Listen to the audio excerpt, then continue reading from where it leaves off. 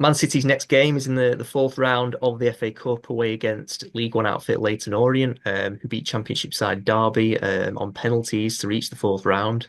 Now Orient didn't have the best of starts this season, but they've since improved a lot and they've pushed themselves into playoff contention, into promotion contention in the third tier. They've won 12 of the last 16 games in all competitions. They did lose 1-0 at home to Stockport County last weekend, though. Unlike Man City, of course, will be looking to return to winning ways. Of course, City will be looking to dust themselves down from that heavy 5-1 defeat at Arsenal in the Yeah. Premier League last weekend. Of course, City will be regarded as favourites for this game, but City in their current state, they just can't take anyone lightly. So, Yeah. what are you expecting from this game, Stephen? How do you see it going? I'm expecting lots of changes, lots of new lads. I probably could have a guess at the team. I mean, Ortega will probably be in goal. I think we'll see Nico O'Reilly at left back again. O'Reilly will play there. He played there against Salford and sort of inverted and was really impressive there. So I think he'll get another start, get left back. I think we might see Vitor Reis and Kusanov get the nod. Actually, I think those guys might start at centre back. Maybe he'll be tempted by, a senior player, but with Real Madrid around the corner, like I just don't see how he's not going to make big changes. You'd be tempted for maybe in a Kanji or Stones, a bit of experience with one of the young lads, but they need them. They cannot risk an injury for, you know, either of those senior players, and then have to use one of the young lads who's not got any experience yet, who's just joined against Madrid. So I do think there's a scenario where you have Nico O'Reilly, Rico Lewis at right back, and then the two new signings, Kusanov and Vitor Reis at centre back. And then into midfield, Nico Gonzalez, I think is almost certain to get some minutes there. I think you should, personally, if you're Guardiola, I think you've got to play him slow, even if it's just for 45 minutes or something like that. And I think he gets to start. I presume he's training already. He's in Manchester. Um, I think I mean, it's blue skies outside in Manchester right now, so I think he'll want to train as well. Don't get used to it, Nico. Really don't. Just enjoy it while you can. Then I think McAtee will get a start as well. I think Haaland will rest. I think Marmoush will play through the middle. I can see that. I can see uh, who else? Potentially Savinho getting a start, and then I'm not really sure, but I can see a whole bunch of changes there. Maybe Jack Grealish gets a game as well because he's not been Yeah. playing much recently. So it'd be Grealish, maybe Savinho, or maybe Oscar Bob. Oscar Bob might allegedly be back, which would be wonderful. So Grealish on the left, Oscar Bob on the right, Mamush through the middle, and then McAtee, Nico Gonzalez, and then maybe Ilkay Gundogan or something like that. I would love to see that. A lot of changes, all the new lads, some returning players.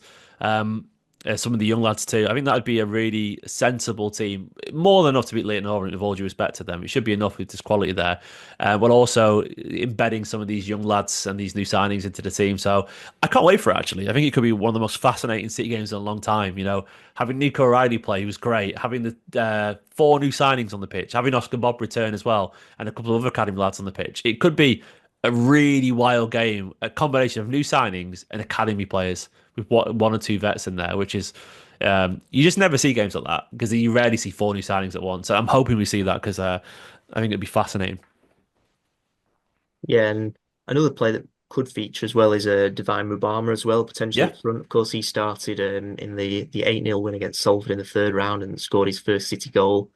And you mentioned McAtee as well, 3 goals in that game as well. So those academy players, Nico Riley, they're all going to want to impress, aren't they, in this game?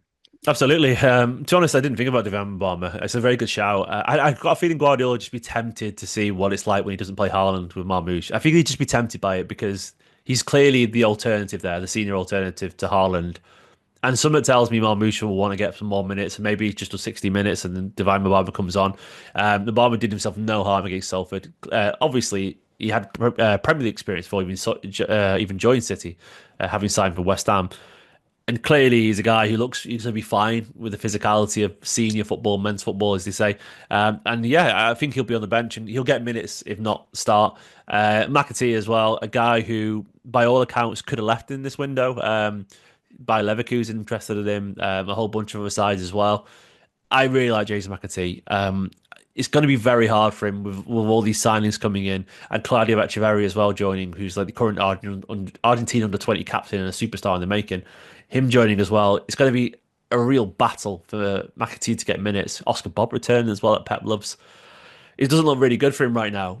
So I hope he starts this game and I hope he plays well again because I think McAtee is the kind of guy who he isn't going to grab games by the scruff of the neck until he feels like he belongs. And I think McAtee is such a lovely lad, but I think he's a little bit quiet and reserved. So I think he needs to feel, like he belongs there, and I think games like this could be a big part of that. Yeah, and another player. What are your thoughts on Kevin De Bruyne as well at the moment? Of course, last two Premier League games he's not started against Chelsea and Arsenal. Do you think he's going to feature heavily in this game with maybe Guardiola thinking he won't play against Real Madrid? What are your thoughts on De Bruyne and his minutes? Madrid and De Bruyne go together so nicely. He's always been so good against them. I think there's no one who's got more goals or assists against them in Champions League knockouts. I think he's been brilliant. So I think Guardiola would be tempted by that. I don't know what the system's going to be. Depends, who's available, who plays. If he plays against Leyton Orient, I don't think he's playing against Madrid. His fitness has been up and down. His form has been up and down. So I understand that he'll be out of the team every now and then. And I think there's an argument to say that what City need to do right now is add legs and De Bruyne is in a weird position where like City want control, so they're sort of flooding the midfield with midfielders who want control, and De Bruyne isn't that, which leaves him sort of in the forward line positions. But then I think Guardiola likes the legs and energy of Marmoush and Foden, of Haaland.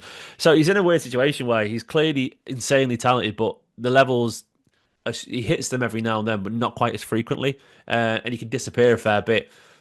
Do not put it past Kevin De Bruyne to find some energy in the tank to do something special against Real Madrid. He's clearly insanely talented, and this is looking increasingly likely, I'd argue, that this is his final hurrah in a Manchester City shirt. And if I know one thing about Kevin De Bruyne, he won't want to go out quietly. I think his form is up and down. I think Guardiola has to take him out of the team here and there. It makes an awful lot of sense because he's fighting for his fitness.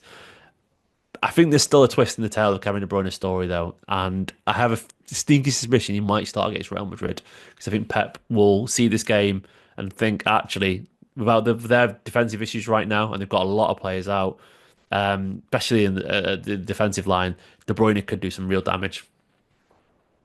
Yeah, on his days, he's still a top player and he's still got the skill and the nous and all that. He's just fantastic, isn't he? So, but just finally on this with the FA Cup, it's a trophy opportunity this for City with the title, obviously the Premier League title sort of out of their hands now, and the Champions League hanging in the balance with the game against Real Madrid. They're out the League Cup as well already. So how important is it for City to get the job done against Orient and progress and try and win this competition? Yeah, it might not be. Well, it's a very memorable season in terms of the chaos of it, but it might not be a memorable one in terms of trophies, which City fans and myself included have grown used to. The FA Cup feels like the kind of target where City, if they could start to embed some of these players and get some players back, look, if we can get Ake and Diaz back into the team, and then, we get a solid centre back line and a solid defence, and then Gonzalez adapts, and, Kovacic and Bernardo find a bit of form around him. The forward line clicks. I could see us going far in the FA Cup and potentially winning it. We won't win the Champions League, I don't think, almost certainly. We're not going to win the Premier League. Carabao Cup is done. So this could be, a nice little excuse as well for Guardiola to rest some players every now and then because FA Cup games, of course, are at the weekend as well. It feels like it could be a necessity with the squad getting a little bit bigger, with some players that need some adaptation. I think Leyton Orient and beating him, I think it's actually quite important. I think City probably need an excuse not to play certain players, and that rotation that will be enforced because of the Real Madrid game. I actually think it's quite useful. If it's a Premier League game, you're not going to make the same amount of changes. And I think the longer City are in this, and playing these games, I think the better for them right now because it gives the young players a chance, it gives the new signings a chance, while also forcing Guardiola to rest them, while also, potentially leading to another trip at Wembley. So I think this FA Cup has more significance this year than it does in other years because obviously in other years, Premier League, Champions League, they're your main targets, and after that, FA Cup, then the Carabao Cup, of course. But for now, I think the FA Cup, yeah, it's a welcome distraction.